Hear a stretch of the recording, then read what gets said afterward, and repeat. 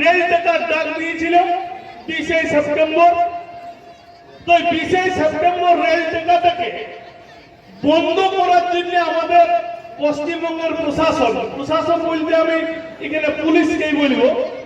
তো এই পুলিশ আমাদের উপরে বিভিন্ন রকম অছিলা দিয়ে, যেমন আপনারা জানেন যে অজিত বাবুর একটা বক্তব্যকে ভাইরাল করে আমাদের ক্ষোভ সঞ্চার করে আমাদের একটা মিছিল হয়, সেই মিছিলকে অযথা মামলা দিয়েছে।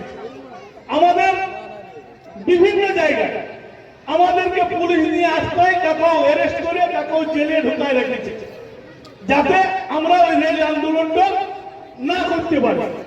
তো আমি এখানে আপনাদেরকে অনুরোধ করতে এসেছি যে দেখুন, আমরা বেটা ছানারা যেভাবে আগুয়ে যায়, এই আগুয়ে যাওয়াটা যদি মহিলারা আগুয়ে যায়, তাইলে কিন্তু পশ্চিমবঙ্গে মানে পুলিশের এমন কোন ক্যাপাসিটি নাই যে মহিলা পুলিশ দিয়ে আপনাদেরকে অ্যারেস্ট করতে পারবে।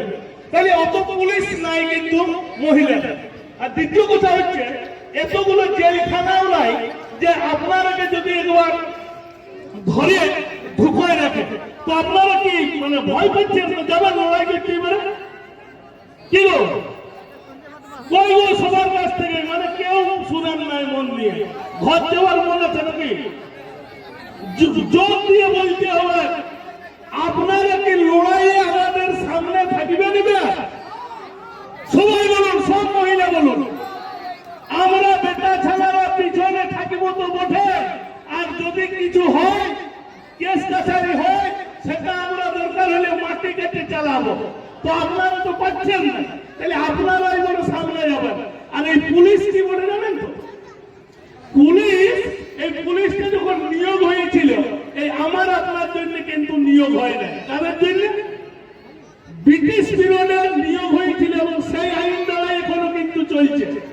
পুলিশটা আমাদের ভারতবর্ষ স্বাধীন হওয়ার পরে একটা জিনিসই ব্রিটিশদের বাদ দিয়েছে, সেটা হচ্ছে কুর্মীকে এসটি লিস্ট থেকে হটাইছে। এইটাই কিন্তু বাদ দিয়েছে, বাকি যত যা আছে সবগুলোই কিন্তু ব্রিটিশের আইন অনুসারে চলে। তো আমাদের এই ব্রিটিশরা আমাদের জমির উপরে খাজনা নেওয়ার জন্য তহসিলদার নিয়োগ করেছিল। এই তহসিলদাররা জোর করে আমাদের জমির খাজনা আদায় করতো। ব্রিটিশ পিরিয়ডের কথা বলছি। এবার বিভিন্ন খাজনাগুলো যারা লিখত তাদেরকে বলা হয়তো জানেন তো কালেক্টর, মানে এখন যেটা ডিএম, কিছু কিছু জায়গায় ডিএম, কিছু কিছু জায়গায় কালেক্টর আছে। কালেক্টর কথাটা মানে হচ্ছে যে সংগ্রহ করে। তাহলে এই ট্যাক্স গুলো যে সংগ্রহ করতে জোর করে সেই কালেক্টর, আর এইগুলো যারা ব্রিটিশদের কাছে পৌঁছাইতো তারাকে বলা হয়তো কমিশনার, এখনো আছে কমিশনার। তো এই কমিশনার গুলো যখন পাবলিকের উপরে জোর করে আদায় করত, এদেরকে প্রোটেকশন দেওয়ার জন্য, রক্ষা করার জন্য আমাদের ব্রিটিশ সরকার ভারতবর্ষে আইপিসি একটা লাগু করে, যাতে ওই লোকগুলো নির্ঝঞ্ঝাটে ওই ট্যাক্স গুলো কালেকশন করে এবং কালেকশনের পরে পৌঁছায় কোথায়? ব্রিটিশদের কাছে। এই ট্যাক্সটাকে নির্ঝঞ্ঝাটে আদায় এবং পৌঁছানোর জন্য পুলিশ নিয়োগ করা হয়েছিল, ওদেরকে গার্ড দেওয়ার জন্য। আর কাদের? ব্রিটিশদের গার্ড করার জন্য নিয়োগ করা হয়েছিল, কিন্তু আমার আপনার জন্য নয়। তাই দেখবেন পুলিশ যখন ঠেঙ্গা নিয়ে আমাদেরকে মারতে আসে, পুলিশের অধিকার আছে আপনাকে ঠেঙ্গানোর, ওইটাকে বলে রাইট টু অফেন্স। ওকে পুলিশ আমাদেরকে ঠেঙ্গায়। এবার পুলিশের লাঠিতে আমরা যদি ধরার চেষ্টা করি, মানে রাইট টু ডিফেন্স, আমি নিজেকে আত্মরক্ষা করার আমার অধিকার নাই, উল্টে আমার বিরুদ্ধে ওই পুলিশ কেস করে, কিন্তু পুলিশের কোনো কেস হয় নাই।